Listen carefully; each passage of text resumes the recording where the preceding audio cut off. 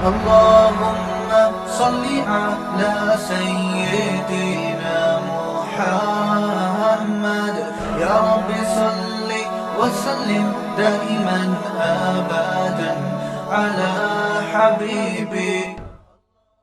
پیغمبروں کی باتیں انسانی فطرت کو اپیل کرتی ہیں، بشرطے کہ انسان اپنی فطرت سے ہٹا ہوا نہ ہو. اگر آپ اپنی فطرت سے، اپنی نیچر سے ہٹ گئے تو پھر آپ کو پیغمبروں کی باتیں سمجھ میں نہیں آئیں گی. جیسے تمام پیغمبروں نے داڑھی رکھی ہے اور داڑھی بڑھانے کا حکم دیا. اب ہمیں داڑھی کا حکم سمجھ میں نہیں آتا. کتنے لوگ ہیں جو اعتراضات کرتے ہیں کہ بھئی داڑھی رکھنا، کوئی کہتا ہے ضروری نہیں ہے، کوئی کہتا ہے اس میں کیا ہے، سارا اسلام کیا داڑھی میں رکھا ہوا ہے؟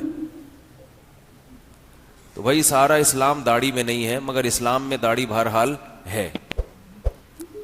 دیکھو کتنی زبردست بات ہے کہ کیسا ہمارا کلچر تبدیل کیا ہے میڈیا نے اور غیر مسلموں نے. جنگل میں جو ٹارزن دکھایا جاتا ہے نا آپ کو، ٹارزن کہتے ہیں اس کے پاس پہننے کے لیے کپڑے نہیں ہوتے، تبھی تو چڈی بنیان میں گھومتا ہے نا وہ ٹارزن، کیونکہ جنگل میں رہا ہے. لیکن اس کے پاس شیو کرنے کے لیے بلیڈ ہوتا ہے، داڑھی اس کی بھی نہیں ہوتی. سوال پیدا ہوتا ہے وہ جنگل میں رہا تو اس کو کس نے سکھایا کہ صبح صبح اٹھ کے شیو کیا کرو؟ یعنی یہ انسان کا تصور یورپ نے یہ پیش کیا ہے، مرد کا تصور، کہ گویا مرد بغیر داڑھی کے پیدا ہوا ہے. تو یہ عجیب بات ہے.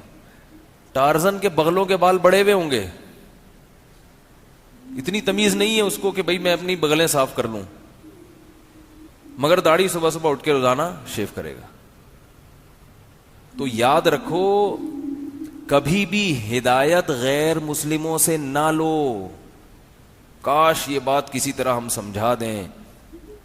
جب سے وہاں سے تعلیم آنا شروع ہوئی ہے تو وہاں کا کلچر بھی ہم نے فالو کرنا شروع کر دیا، جس سے معاملہ اتنا خلط ملط ہو گیا ہے، صحیح اور باطل میں فرق کرنا یہ بڑا مشکل ہو گیا ہے،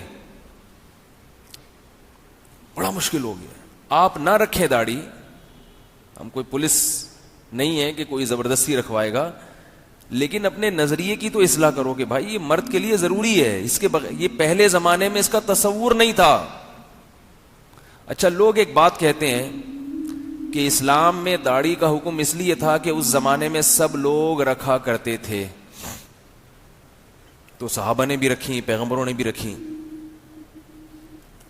یہ دلیل غلط ہے. اس لیے کہ اس زمانے میں سب لوگ مونچھیں بھی بڑھایا کرتے تھے، مگر اسلام نے مونچھیں بڑھانے کی اجازت نہیں دی. اس زمانے میں سب لوگ بغلوں کے بال بھی بڑھایا کرتے تھے.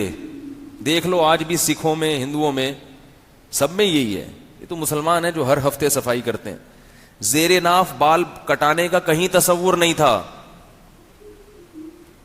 تو یہ کیا بات ہے کہ اسلام نے داڑھی بڑھانے کا حکم دے دیا اور بغلوں کے بال اور زیر ناف بال صاف کرنے کا حکم دے دیا، مونچھیں بڑھانے پر پابندی لگا دی.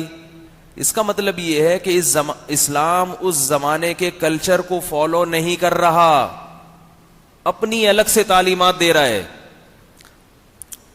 نہیں آ رہی بھائی؟ سمجھ جاتے تو تڑپ جاتے، سمجھ جاتے تو تڑپ جاتے. بہت ساری چیزیں اس زمانے میں نہیں تھیں جو اسلام نے متعارف کروائی ہیں. دنیا کی قوموں میں نہانے کا دستور نہیں تھا، غسل کرنے کا رواج نہیں تھا. صرف عربوں میں اس لیے تھا کہ وہ ابراہیم علیہ السلام کی تعلیمات کی کچھ باقیات باقی تھیں، یعنی وہ بھی پیغمبر کی وجہ سے، کلچر کی وجہ سے نہیں. عرب غسل جنابت کیا کرتے تھے، اس لیے نہیں کہ ان کا کلچر تھا، اس لیے کہ 2000 سال پہلے حضرت ابراہیم اور اسماعیل علیہ السلام ان کو غسل کرنا سکھا کے گئے تھے. ورنہ جو قومیں پیغمبروں سے دور ہیں ان قوموں میں تہذیب نہیں تھی، وہاں تہذیب آئی ہے مسلمانوں سے. اسلام نے ان کو تہذیب سکھائی ہے. صفائی ستھرائی بھی اسلام سے لی ہے انہوں نے. وہ الگ بات ہے کہ وہ لے لی. اب میں اس پہ زیادہ نہیں جاتا, تو میں یہ عرض کر رہا ہوں کہ یہ جو آج کل کے جدید غامدی جیسے لوگ پیدا ہو گئے ہیں, غامدی صاحب جیسے لوگ, اور یہ دعویٰ کرتے ہیں کہ ہم نے اسلام کو سمجھا باقی کسی نے بھی نہیں سمجھا, تو یاد رکھو سب نے سمجھا, ان جیسے لوگوں نے نہیں سمجھا. یہ آپ کو اسلام سے دور کر رہے ہیں, شریعت سے دور کر رہے ہیں.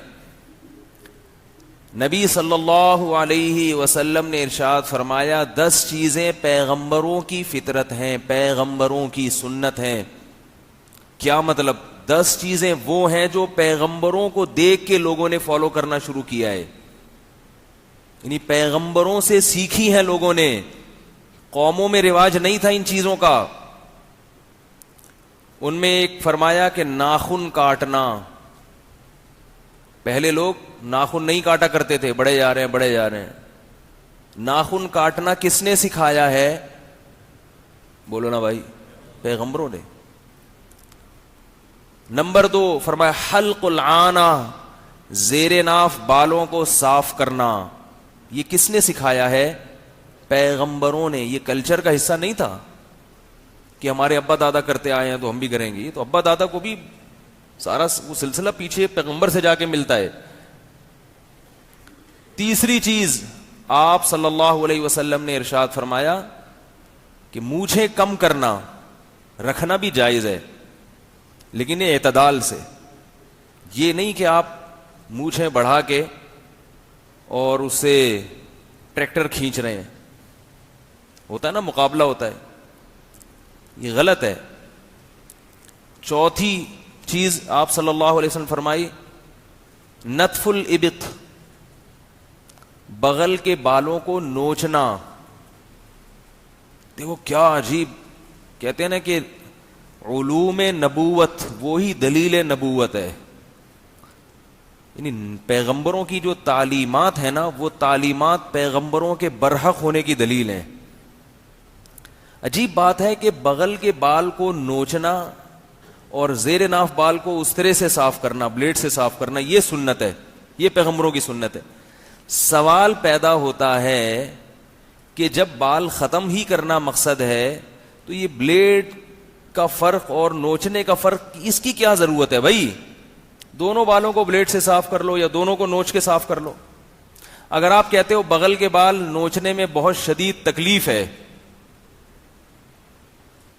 بغل کے بال نوچنے میں بہت شدید تکلیف ہے, یہ اعتراض, یعنی اگر آپ کہتے ہو کہ زیر ناف بال کو نوچنے میں بہت شدید تکلیف ہے, تو تکلیف تو بغل کے بال کو نوچنے میں بھی ہے.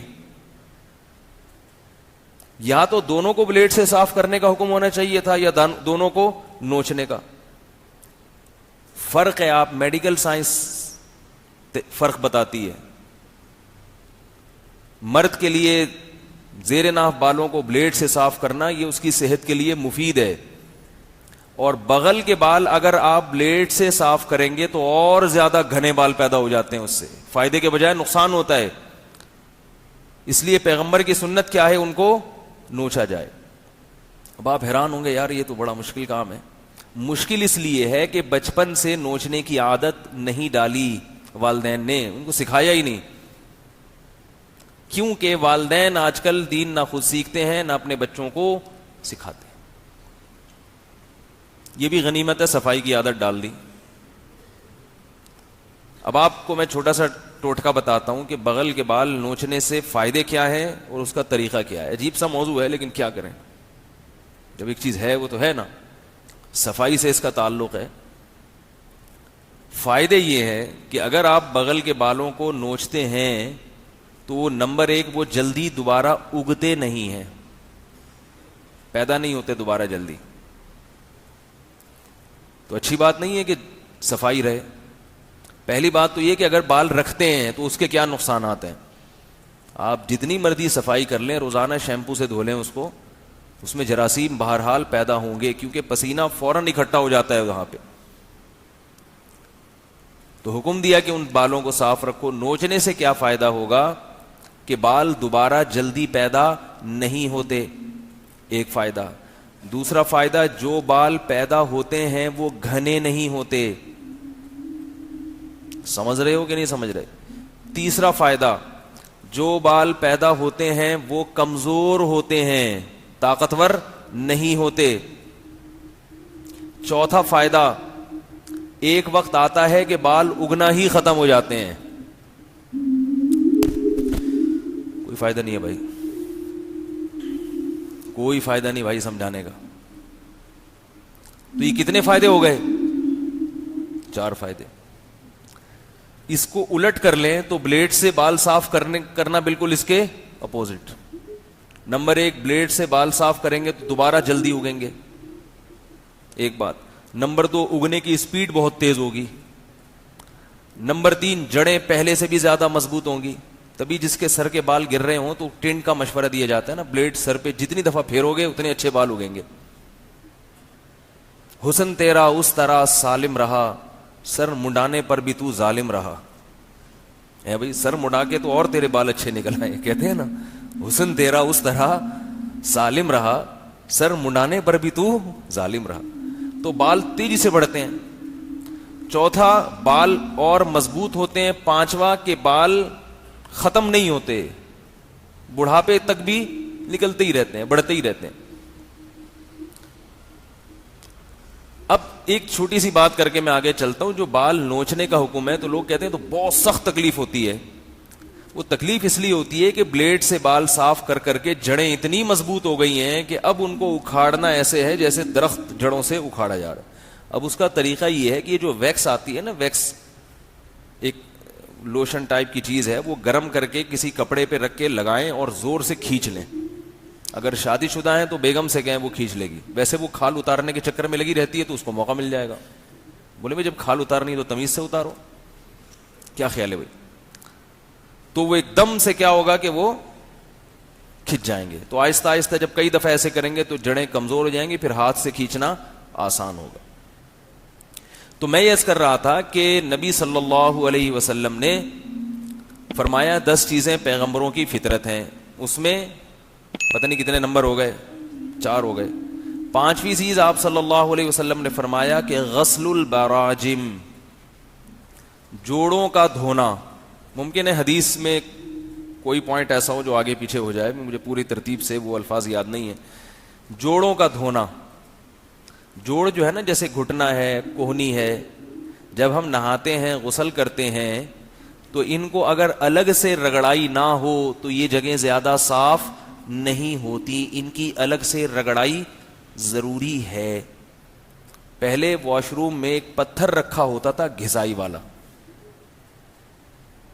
ہم جب بچے تھے تو ہماری والدہ ہمیں غسل خانے میں لے جاتی تھی تھپڑ مار کے نہلانے کے لیے، چھوٹے بچے تھے تو وہ ایک وہ ہوتا تھا پتھر، اس سے رگڑائی ہوتی تھی۔ آج کل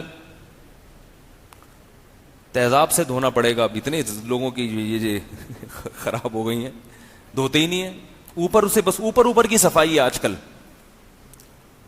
جیسے کافر کی صفائی ہے نا، اوپر سے بہت چمکا ہوا ہوگا، اوپر سے بہت چمکا ہوا ہوگا، اندر گھسنے کی کوشش نہ کریں، بغلے بغلے نہ جھانکیں۔ ایسے ہی مسلمان کا حال آج کل ہوتا جا رہا ہے، اوپر سے بڑے چمکے ہوئے ہوتے ہیں۔ تو صفائی تو اندر سے شروع ہوتی ہے بھائی، اندر سے۔ کھاؤ پہلے پاکیزہ چیزیں، دانتوں کی صفائی ہے۔ نبی صلی اللہ علیہ وسلم نے بہت زیادہ دانت کی صفائی کا حکم دیا ہے، بہت زیادہ، ہر وقت صاف دانت، ہر وقت صاف۔ جب بھی نبی کچھ کھایا کرتے تھے فوراً خلال کیا کرتے تھے کہ دانت میں کوئی چیز پھنسی نہ رہے۔ 24 گھنٹے آپ صلی اللہ علیہ وسلم کے دانت صاف رہتے تھے۔ یہ نہیں ہے کہ سوتے ہوئے اور اٹھتے ہوئے، یہ تو گوروں نے مسلمانوں سے سیکھ کے اتنا کر لیا ہے کہ رات کو اور صبح کو، اور اس میں بھی پورے طریقے سے اس کو فالو نہیں کرتے۔ اسلام میں ہر وقت دانت چمکے رہیں۔ کیوں؟ اس لیے کہ تھوک جو آپ کے پیٹ میں جا رہا ہے وہ تو 24 گھنٹے جاتا ہے نا۔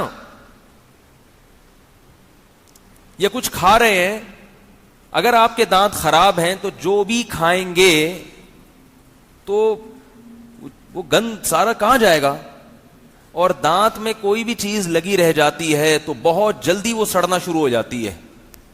آپ کسی چیز کو باہر نکال کے رکھیں وہ سڑنے میں ٹائم لے گی، لیکن اگر آپ اس کو رکھ لیں منہ کے اندر، اس میں جو سڑنے کا عمل ہے، خراب ہونے کا عمل ہے، وہ جلدی شروع ہو جاتا ہے. سمجھ میں نہیں آ رہا.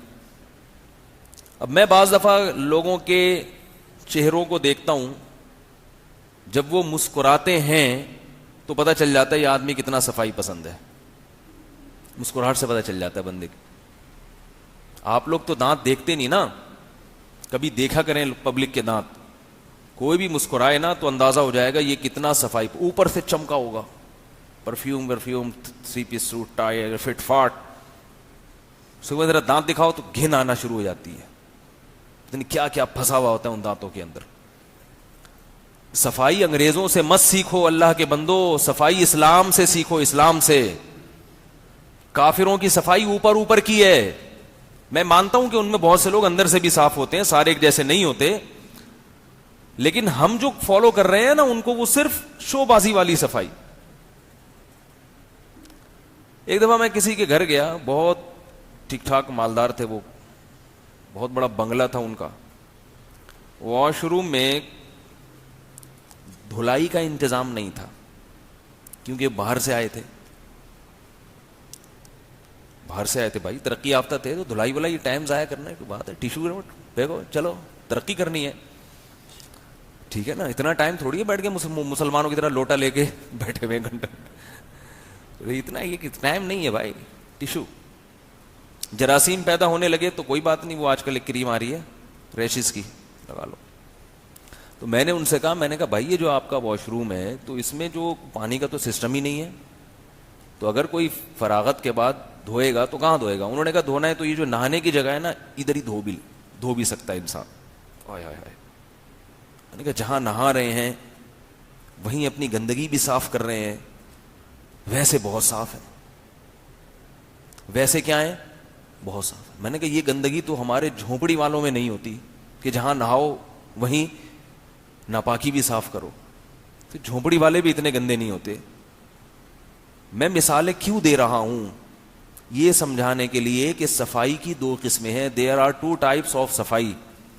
ایک شو والی صفائی اور ایک حقیقی صفائی. شو والی صفائی کے لیے اندر سے صاف ہونا ضروری نہیں ہے، دانتوں کو صاف رکھنا ضروری نہیں ہے. ہاں جب کسی سے کوئی ٹوتھ پیسٹ کا اشتہار دینا ہو آپ نے، تو پھر آپ اپنے دانتوں کو صاف کر کے اشتہار دیں اور پھر اس کے بعد جیسے تھے ویسے ہی رہنے دیں. آپ یا ڈاکٹر نے مشورہ دیا کہ آپ کے دانت گل رہے سڑ رہے ہیں تو یہ والا ٹوتھ پیسٹ آپ استعمال کریں. تو صفائی جو ہے نا، جو اسلام نے صفائی بتائی ہے، اس میں اوپر سے میلے ہوں کوئی اتنا بڑا مسئلہ نہیں ہے، وہ بھی غلط ہے، لیکن اندر سے پہلے صاف ہوں، پہلے اندر سے صاف ہو انسان. کھائے، جب آپ گندگی کھاتے ہیں تو پسینے میں بدبو پیدا ہوتی ہے، کھائیں بھی اچھی چیز. ہمارے نبی صلی اللہ علیہ وسلم ایسی چیزیں استعمال نہیں کرتے تھے جن میں بدبو ہو، اگرچہ وہ حلال ہو. حلال ہونے کے باوجود جن چیزوں میں ہیک ہوتی ہے وہ آپ استعمال نہیں کرتے تھے. جیسے آپ صلی اللہ علیہ وسلم کلیجی نہیں کھایا کرتے تھے. کلیجی خون سے بنی ہوئی چیز ہے، اس میں ہیک ہوتی ہے. حلال ہے، کھا سکتے ہیں، مگر ہمارے نبی نے نہیں کھائی. کچا پیاز نہیں کھایا کبھی ہماری نبی نے، حالانکہ جائز بھی ہے، حلال بھی ہے، صحت کے لیے مفید بھی ہے، مگر بھائی منہ میں بدبو آتی ہے. امت کو اجازت دی، خود نہیں کھایا. اور بہت سی چیزیں ہیں. تو خیر بات کہاں سے کہاں جا رہی ہے؟ تو میں یہ کر رہا تھا، نبی صلی اللہ علیہ وسلم نے غسل براجم کا حکم دیا، اور آپ صلی اللہ علیہ وسلم نے فرمایا پیغمبروں کی جو فطرت ہے اس میں السواک والتعطر، خوشبو کا استعمال اور مسواک یعنی دانتوں کو کثرت سے صاف کرنا. یہ 2 چیزیں دنیا میں کس نے ان کا تعارف کروایا ہے؟ پیغمبروں نے. پیغمبروں سے پہلے لوگ خوشبوؤں کو استعمال بھی نہیں جانتے تھے. خوشبوؤں کا استعمال، اور یاد رکھو خوشبو بدبو ختم کرنے کے لیے نہیں ہوتی. کیا کیا سمجھا یار؟ بعض لوگ خوشبو استعمال کرتے ہیں اپنی بدبو ختم کرنے کے لیے. اب میں زیادہ مختلف قوموں کی مثال نہیں دوں گا, لوگ کہتے ہیں پھر یہ کہاں کدھر کو بیان جا رہا ہے ان کا. بعض قومیں دنیا میں ایسی ہیں جو خوشبو بہت زیادہ استعمال کرتی ہیں. کیوں؟ اس لیے نہیں کہ وہ بڑی نفیس قومیں, اس لیے کہ وہ خوشبو اگر استعمال نہ کریں تو پھر ان کی بدبو سے پوری دنیا مر جائے. ہمارے ہاں بھی ایسا ہوتا ہے, نہا نہیں رہے, ایک ہفتہ ہو گیا, پسینے کی بو آ رہی ہے, وہ اسپرے کیا, آفس چلے گئے. منہ میں بدبو آ رہی ہے, ماؤتھ اسپرے. منہ میں بدبو کا علاج کیا ہے؟ Mouth spray. ہمارے حضرت مفتی رشید احمد صاحب رحمہ اللہ تعالی کو کسی نے ماؤتھ اسپرے لا کے دیا. ہمارے حضرت خوشبو کے بڑے عاشق تھے, بڑی اچھی مہنگی خوشبو استعمال کرتے تھے. تو کسی نے کہا حضرت یہ ماؤتھ, یہ خوشبو منہ میں جب کریں گے اسپرے تو منہ سے خوشبو آئے گی.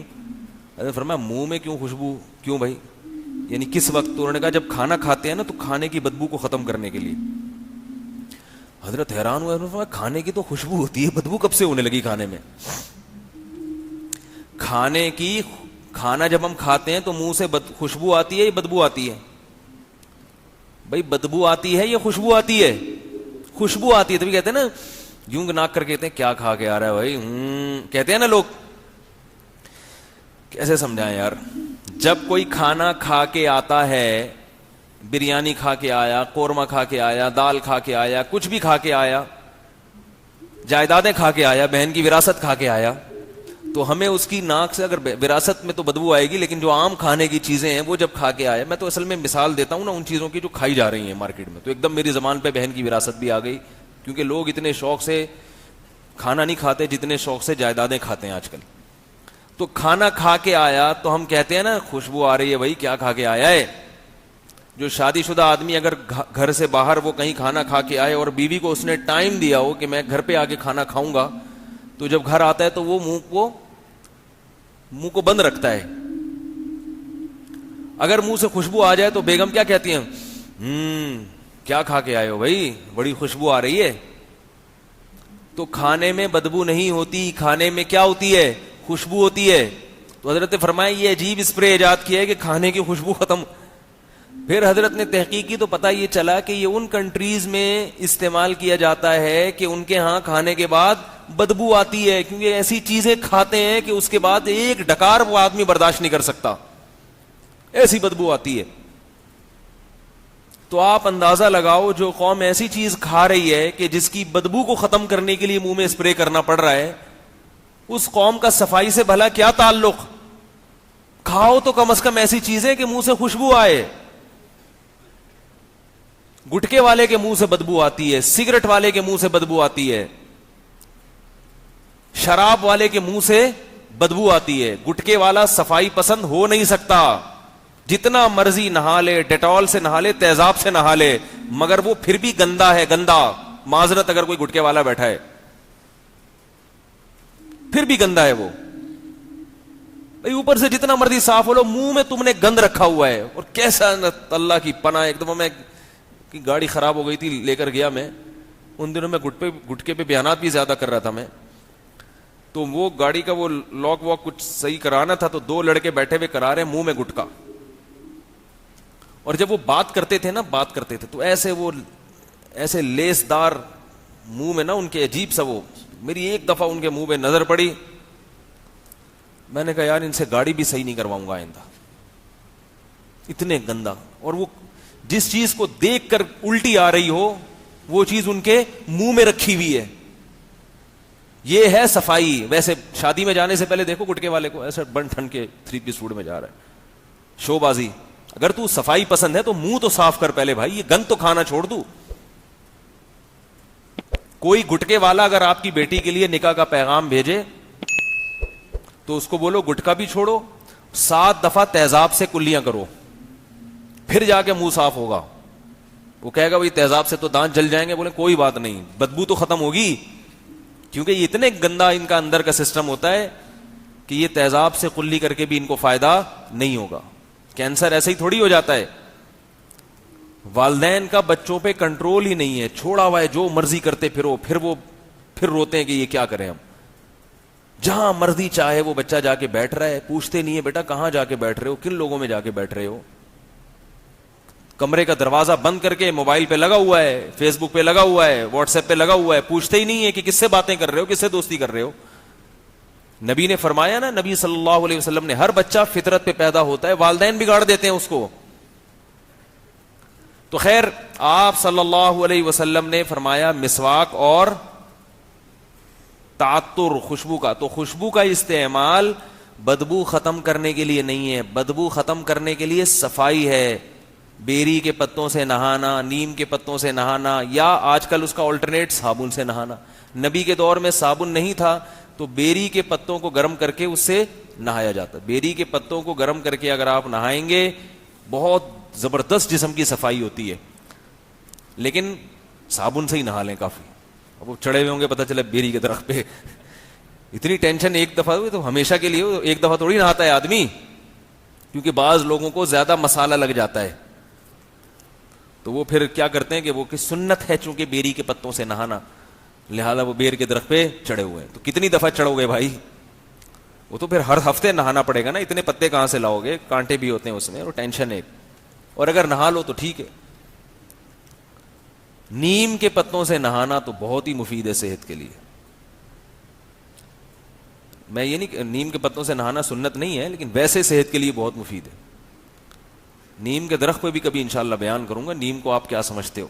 خیر, تو آپ صلی اللہ علیہ وسلم نے فرمایا کہ نہانا خوشبو کا. تو خوشبو کا جو استعمال ہے وہ بدبو ختم کرنے کے لیے نہیں ہے, بدبو ختم کرنے کے لیے ہے صفائی ستھرائی, پانی کا استعمال, نہانا. بدبو جب ختم ہو جائے جسم سے پھر زینت کے لیے ہمیں حکم ہے کہ ہم کیا کریں, خوشبو کا استعمال کریں. لیکن خوشبو کون سی ہو؟ نمازی بھائی جو مسجد میں خوشبوئیں بانٹ رہے ہیں اس سے اپنے آپ کو دور رکھیں. مسجد میں جو نمازی بھائی ہوتے ہیں نا, 5-5 روپے کی خوشبو, یا بسوں میں نمازی بھائیوں کے لیے خصوصیت کے ساتھ خوشبو اچھی استعمال کیا کریں, ذرا مہنگی استعمال کیا کریں. اچھی کا مطلب تھوڑی سی مہنگی ہی اچھی ہوتی ہیں, سستی والی خوشبوئیں اچھی نہیں ہوتی. آج کل جو خوشبوئیں استعمال ہو رہی ہیں وہ دماغ پہ چڑھتی ہیں, عجیب سی چیزیں لوگ لے کے گھوم رہے ہوتے ہیں اور پھر زبردستی ٹھوس بھی دیتے ہیں, لگا بھی دیتے ہیں. میں آپ کو ایک فارمولا بتاتا ہوں خوشبو کے بارے میں. الکوہل والی خوشبو کا استعمال بھی جائز ہے, لیکن آپ الکوہل والی خوشبو استعمال نہ کیا کریں. الکوہل والی خوشبو سے طبیعت میں نشاط پیدا ہونے کے بجائے طبیعت پہ بوجھ بنتی ہے, کیونکہ الکوہل دماغ پہ چڑھتا ہے. جب آپ الکوہلک خوشبو استعمال کریں گے تو دماغ معطر نہیں ہوگا. وقتی طور پر مزہ آتا ہے, خوشبو محسوس ہوتی ہے, لیکن سر میں درد بھی ہو سکتا ہے, زکام بھی ہو سکتا ہے, اور طبیعت پہ بوجھ پیدا ہوتا ہے. تو جو نان الکوہلک خوشبوئیں ہیں جو خاص طور پہ عرب کنٹریز میں استعمال ہوتی ہیں, وہ خوشبوؤں کا اپنے آپ کو عادی ڈالیں. وہ میٹھی خوشبوئیں ہوتی ہیں, ان میں مزہ ہوتا ہے. پہلی دفعہ میں وہ اچھی نہیں لگیں گی آپ کو, لیکن پھر آپ کو ان کا چسکا لگ جائے گا, اتنی زبردست ہوتی ہیں. میں نے دیکھی ہے گوروں کی خوشبو بھی سونگھی, عربوں کی بھی. عربوں کی خوشبو بڑی زبردست ہوتی ہے, لیکن پہلی نظر میں آپ کو اچھی نہیں لگے گی وہ, کیونکہ دیسی ہے. عود استعمال کیا کریں, عود, اوریجنل عود کہیں سے مل جائے. عود کی جو اچھا خوشبو میں ایک خاص بات یہ بھی ہوتی ہے, جو دیسی خوشبو ہے نا, دیسی خوشبو, دیسی کا مطلب یہ نہیں جو 5-5 روپے میں نیمبو کا نچوڑ کے اور اس میں چینی ملا کے بیچ رہے ہیں. ہو اوریجنل, صحیح ہو, مشک ہے, عنبر ہے, عود ہے. یہ جو اوریجنل خوشبوئیں ہیں مہنگی ضرور ہوتی ہیں, تو تھوڑی لے لیں بھائی. تو یہ جو خوشبوئیں ہیں ان کا استعمال صحت کے لیے بھی مفید ہے. عود کا جو استعمال ہے نا, اس سے آپ کے دماغ کو تقویت ملتی ہے, قوت ملتی ہے, اوریجنل عود جو ہے. اور یہ جو آپ پرفیوم استعمال کر رہے ہیں یہ چھینکیں شروع ہو جائیں گی آپ کو. یقین نہ آئے تو آپ ایسا کریں کہ اپنی گھڑی جو ہے نا اس پہ اسپرے کیا کریں روزانہ الکوہل والا. آپ دیکھیں گھڑی کی چمک 3-4 دنوں میں یا 1 مہینے میں خراب ہو جائے گی, اس کی پالش اترنا شروع ہو جائے گی. اس کا مطلب اس میں وہ جو الکوہل ہے نا وہ اتنا خطرناک ہے کہ وہ لوہے کو خراب کر رہا ہے. تو جب آپ کے پھیپھڑوں میں جائے گا تو پھیپڑوں کو خراب نہیں کرے گا وہ. کیوں بھائی غلط کہہ رہا ہوں؟ وہ آپ کے دماغ میں جب چڑھے گا تو دماغ کو خراب نہیں کرے گا وہ. اس لیے نان الکوہلک خوشبوئیں استعمال کیا کریں.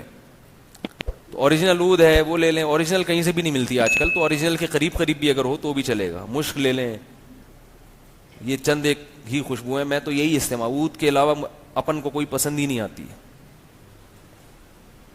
مجھے جتنے لوگ خوشبو کا تحفہ لا کے دیتے ہیں میں وہ رکھتا ہوں سجا کے, جیسے ہی کوئی قریبی دوست ملتا ہے اس کو وہ گفٹ میں دے دیتا ہوں. تحفہ قبول کرتا ہوں میں, اور ان کا اس ہدیے کو بھی میں اچھی نظر سے دیکھتا ہوں, لیکن میں استعمال نہیں کرتا. استعمال لگی بندی خوشبوئیں ہی کرنی چاہیے. ہاں اگر کوئی بہت سمجھ میں آ جائے زبردست پھر رکھ لیتے ہیں. تو خیر بات کہاں سے کہاں چلی گئی. تو خوشبو بدبو ختم کرنے کے لیے نہیں ہے. بدبو ختم کرنے کے لیے آج کل کیا کہتے ہیں لڑکے, بدبو آ رہی ہے اسپرے مارو, چلو بھائی. بعض دفعہ کمرے کے اندر سے بو آ رہی ہوتی ہے, واش روم میں بدبو آ رہی ہے, تو بجائے واش روم دھونے کے کیا کرتے ہیں, اسپرے مارا. خواتین کیا کرتی ہیں, گھر میں بچے نے پیشاب کیا ہوا ہے, پوٹی کی ہوئی ہے, بدبو آ رہی ہے, کوئی مہمان آئے, ہائے بدبو آ رہی ہے, کیا کریں بھائی, بدبو آ رہی ہے تو پیمپروں کو پھینکو لے جا کے جگہ پہ, فرش کو دھو, کارپٹ سے پیشاب کو دور کرو. نہ جیسی کوئی مہمان آئے وہ جو روم اسپرے ہوتا ہے نا وہ مارا. اب جیسی مہمان آئے ماشاء اللہ کتنے صفائی پسند, یہ نہیں کہ وہ نیچے پیمپر چھپا کے رکھا ہوا ہے. اور بچے چڈی جو میں جو گھوم رہا ہے نا پیمپر میں, اس کے اندر بھی بہت کچھ مال مواد ماشاءاللہ پڑا ہوا ہے, وہ اس کو لے کے گھوم رہا ہے وہ, لیکن بچے سے بھی خوشبو آ رہی ہے, اسے اٹھایا ہوا ہے. یعنی کہ یہ نہیں پتا ہوتا کہ میں نے اٹھایا ہوا کیا ہے, بچے کے ساتھ میں نے اور کتنی قسم کی چیزیں اٹھائی ہوئی ہیں. یہ ہمارے معاشرے میں ہو رہا ہے, سستی ہے سستی. تو بدبو پہلے ختم کریں پھر خوشبو, یہ ہے پیغمبروں کی سنت. خیر تو بعد میں یہ لے کے چلا تھا کہ دیکھو داڑھی رکھنا, جو نبی نے ہمیں داڑھی رکھنے کا حکم دیا, آرڈر دیا, تو یہ اس لیے نہیں کہ اس زمانے میں سب رکھا کرتے تھے. اگر اس زمانے کو دیکھ کے چلنا ہوتا تو آپ صلی اللہ علیہ وسلم پھر باقی چیزوں میں بھی اسی زمانے کو فالو کرتے. پھر آپ صلی اللہ علیہ وسلم بغل کے بال صاف کرنے کا حکم نہ دیتے, کیونکہ لوگ بغلوں کے بال رکھا کرتے تھے. آپ صلی اللہ علیہ وسلم زیر ناف بالوں کی صفائی کا حکم نہ دیا کرتے. آپ صلی اللہ علیہ وسلم ناخن کاٹنے کا حکم نہ دیتے. اس لیے, اور داڑھی انسان کی مرد کی فطرت بھی ہے. ہمارے ایک دوست نے بڑا دلچسپ واقعہ سنایا. انہوں نے ایک ویڈیو دکھائی چیتے کی, میں بھی ٹائم مینجمنٹ ورکشاپ کروائی تو اس میں وہ چیتے کی ویڈیو دکھائی ہم نے. چیتے کی ویڈیو میں یہ خاص بات ہمیں سبق ملتا ہے کہ وہ پلاننگ کیسی زبردست کرتا ہے کہ بھئی ایک کو ہدف بناتا ہے, پھر اس کا پیچھا نہیں چھوڑتا, اور اس کی پلاننگ میں 2-3 گھنٹے لگا دیتا ہے, پھر کیا زبردست طریقے سے شکار کرتا ہے. تو جبکہ شیر پلاننگ نہیں کرتا, شیر کو کوئی شکار نظر آئے نا بھاگنا شروع ہو جاتا ہے بس, جبکہ چیتا دیکھتا ہے کہ کس کو ہدف بنانا ہے. تو اس سے ہمیں پتہ چلتا ہے کہ پلاننگ کی بڑی ویلیو ہے اور اس کی بڑی حیثیت ہے. تو ہمارے وہ دوست تھے, وہ پڑھا رہے تھے کہیں, تو کہتے ہیں مجھ سے کسی نے پوچھا کہ اگر پلاننگ کی اتنی اہمیت ہے تو جنگل کا بادشاہ پھر چیتے کو ہونا چاہیے تھا, شیر کیوں نہیں ہے, شیر کیوں ہے جنگل کا بادشاہ. نہیں آ رہی سمجھ میں, کیا کرے یار بھائی. اگر پلان کرنا اور اس کی اتنی اہمیت ہے اسلام میں یا فطرت میں اتنی اہمیت ہے, تو شیر تو پلان نہیں کرتا, پلان چیتا کرتا ہے. لیکن جنگل کا بادشاہ کون ہے, شیر ہے, چیتا نہیں ہے. اس کا مطلب بغیر پلاننگ کے بھی آپ جنگل کے بادشاہ بن سکتے ہو, اور پلاننگ کرو گے تو چیتے جیسی زندگی گزرے گی. جنگل وزیر اعظم رہو گے آپ, صدر نہیں بن سکتے آپ. نہیں یاری بات سمجھ. تو وہ بیچارے ورکشاپ کروا رہے تھے, ان کے سارے پلان پہ اس اشکال نے پانی پھیر دیا. اس اشکال نے, وہ تو پلاننگ کی اہمیت بتا رہے تھے نا کہ دیکھو چیتا کتنا خوبصورت جانور ہے, پلاننگ کر کے شکار کرتا ہے, ایسے نہیں کہ یوں اڑے. تو انہوں نے کہا بھائی اس پلاننگ کا فائدہ کیا, بادشاہت تو کس کو ملی ہے, شیر کو.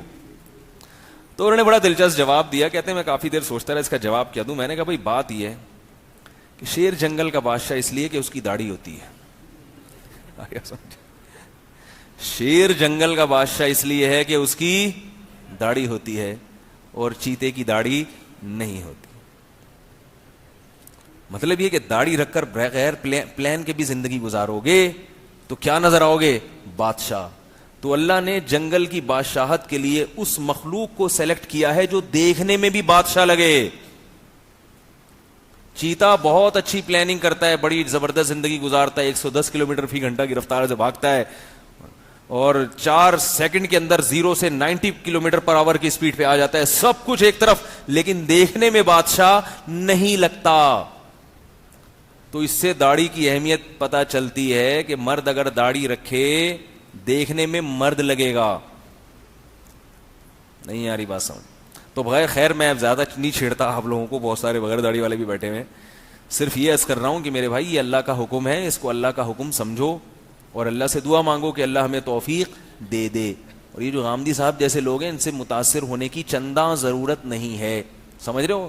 یہ پھینکو اس قسم کے ہر دور میں کوئی نہ کوئی پیدا ہوتا ہے, کوئی ادھر سے لیا, کوئی ادھر سے لیا, کوئی ادھر سے لیا, تو وہ اٹھا کے ایک ملغوبہ بنا کے پیش کر دیا.